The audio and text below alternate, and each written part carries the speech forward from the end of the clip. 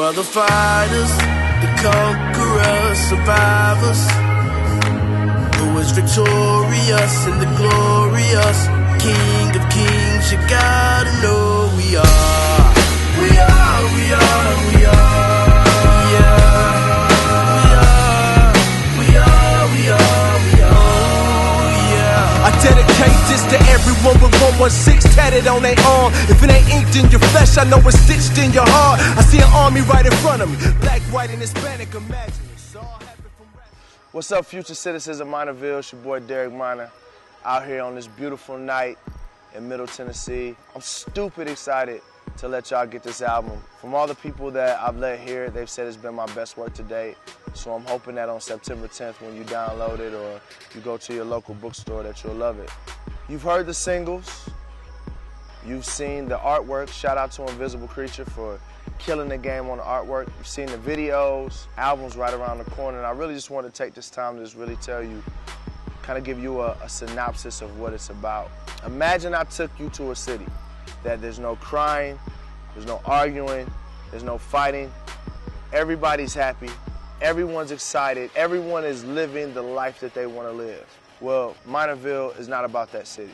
But usually that's kind of how we put ourselves out there when we're talking to people. Like a lot of times we want to go out and say, hi, I'm Derek Minor, successful rapper, blah, blah, blah, blah, blah, blah, blah. We always just give the best parts of our life usually.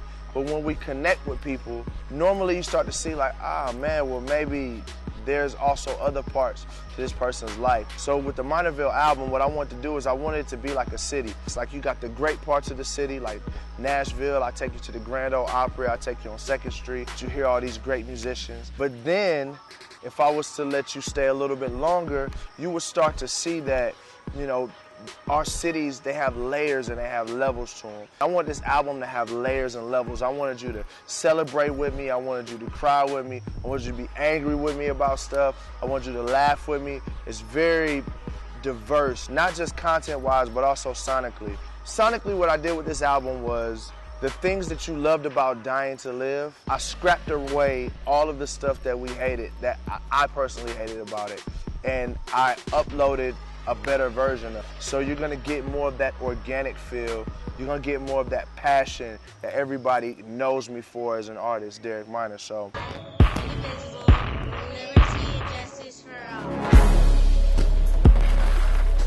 I think I have 3 goals. The main goal is I wanted to give you life through the worldview of the gospel. I feel like it's just as valuable for a person to talk about how to raise their son or talk about how to, I don't know, love on their wife through the lens of the gospel, because we need that. I learned a lot of stuff from records. And my prayer is that the people that listen to this album, as they're listening to the record, they're gonna say, man, I need to love my wife like Christ loved the church.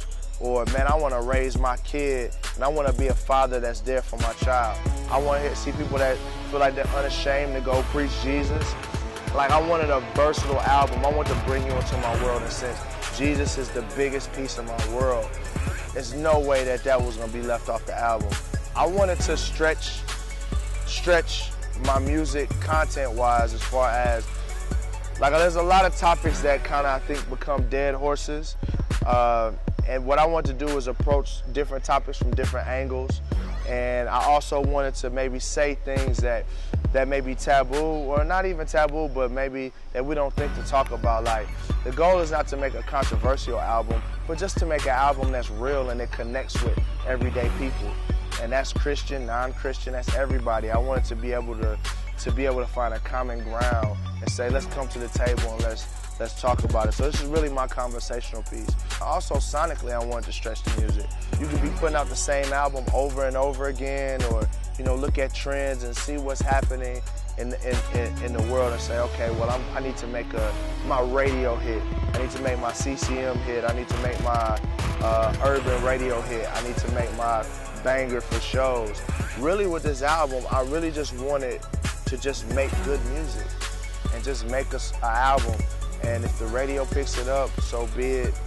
And the crazy thing is, since I've done that, I think this has been the best response as far as promotion-wise to any record that I've ever put out. So it's a very organic, real, authentic, honest record. Minorville, September 10th. Mess with me, Derek Minor.